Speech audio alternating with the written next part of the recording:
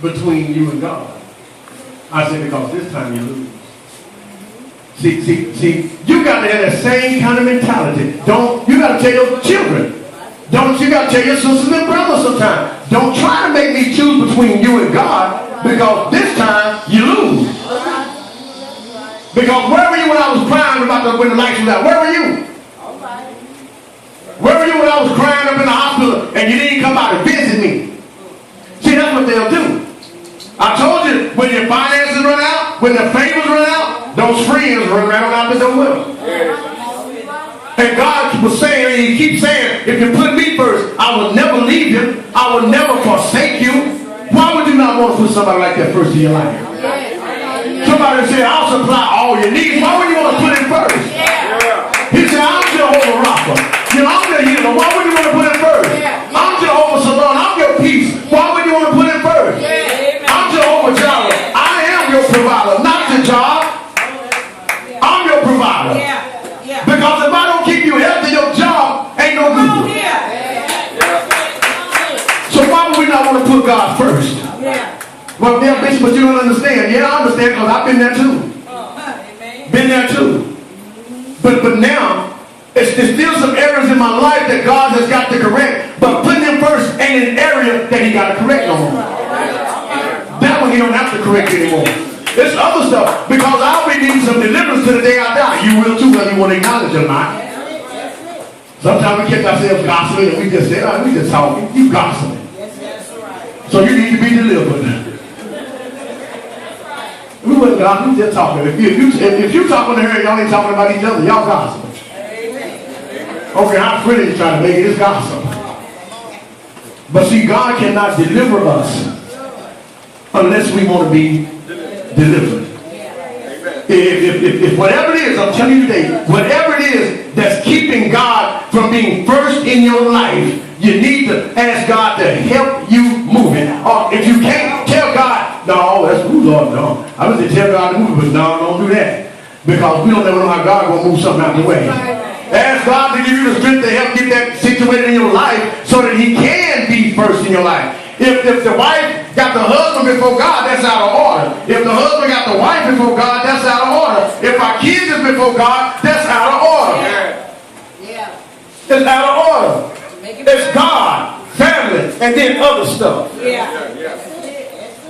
And until he's at the head of the life, everything else in your life is out of order. That's why so much chaos in our home. Because God ain't first. And going to church don't put him first. Living for him outside the church put him first. It's easy to come up in here and act holiness down for an hour and a half and clap your hands and get your dance on. But what's in your heart? Leave out of here still talking about what somebody go to church. The gossip and said. The backbiting said. That's what Christian people do. That's why the Bible was written for us. The Bible I'm reading this morning, the first thing I turned to say, judgment is going to begin in the household of faith. For us to say we're Christians. For us to go to church. That's what judgment is going to start by God. In the household of faith. And he says, if the righteous scarcely make it, woe to the sinner and the ungodly person, they don't have a chance. Because we know some of us going to make it to heaven smelling like brimstone. Y'all know what brimstone is? That stuff the Bible might be burning in hell. Brimstone. Talks about fire and brimstone. Some of us gonna make it to heaven smelling like smoke. That you just miss hell just like our hair. But it's okay. As long as you miss hell. Smelling like smoke, whatever, as long as I make it in. Just don't turn me around. Amen. But all we gotta do is put God first. Think today when you leave here, what have I been doing? What have I been doing that God has not been first in my life? What have I been doing? Ask yourself. Don't lie to yourself. Be honest. You ain't got to write on no paper for it to be in the newspaper. Just be honest with yourself. What have I been doing that God, and do I pray in the morning time?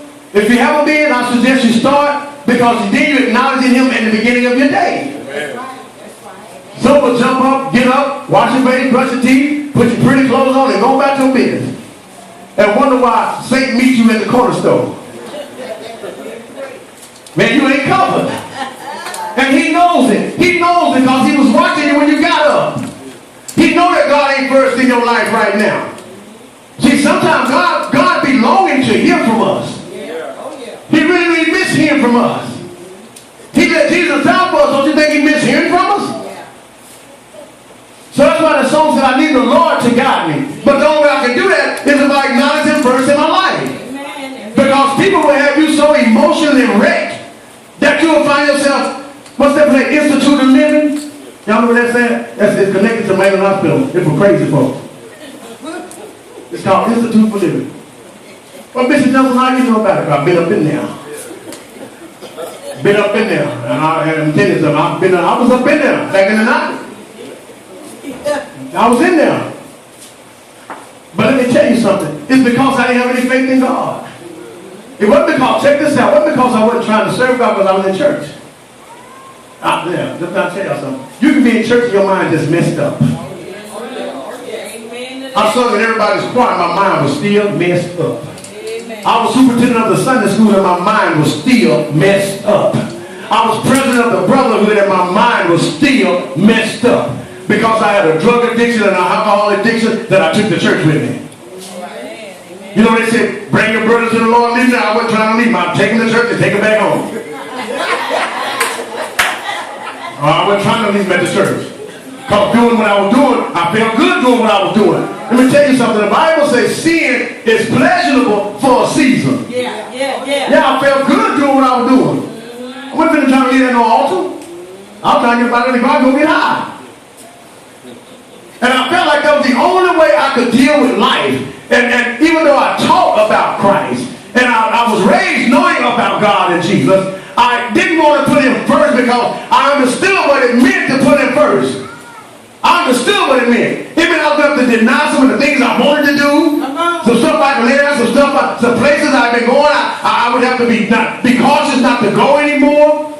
You know, some things I used to say, I would have to be cautious not to say them. See, trying to follow Christ costs you something. It's going to cost you to give up the mama and daddy ways that you got. You know what I mean? I said, let me break it down. You know when you're born, you got somebody's ways, you got some genes up in your body. And sometimes a little mama will come out in you. And sometimes a little daddy will come out in you. But Christ said, I need to deliver you from that mama and daddy spirit and give you my spirit. So when folks talk about you, you can smile instead of thinking about going to get the gun. See, mama and daddy spirit make you go get that gun. Mama and daddy spirit make you go to school and cuss them teachers out, and you know you got a bad kid. I'm being real, you know your kid bad. And you go to that school and cuss them teachers out trying to justify for that rascal. That's what that mom and dad spirit make you do. But God said, I need to give you another spirit. Amen. That other spirit said, be not conformed to this world, but be transformed by the renewing of your mind. A lot of times we can't get God first in our life because we ain't thinking right. So as a man thinketh, so is he. If you think you're poor, you're going to be poor for as long as you think it. I can say I'm rich. Bank account is negative, but I'm rich. Amen. Why do you say you're rich? Because I serve a God who owns it all. And I'm his child. Yeah, in the natural, the bank account look crazy. But I told y'all when I first started, God don't care about your credit score. All he looking at is if you're going to serve me, you're going to put me first. I'll move some obstacles out your way. See, Satan want to make you think you don't have enough time to give God no time. Yeah. And he'll make you lay Jesus down when you walk out the door. You want to leave Christ up in the church. And go back home and do what you were doing before you came to church. I used to wonder how could you do that because I never met church. I didn't want Christ at the house. I didn't need him until I went to church. And some of us think the same way.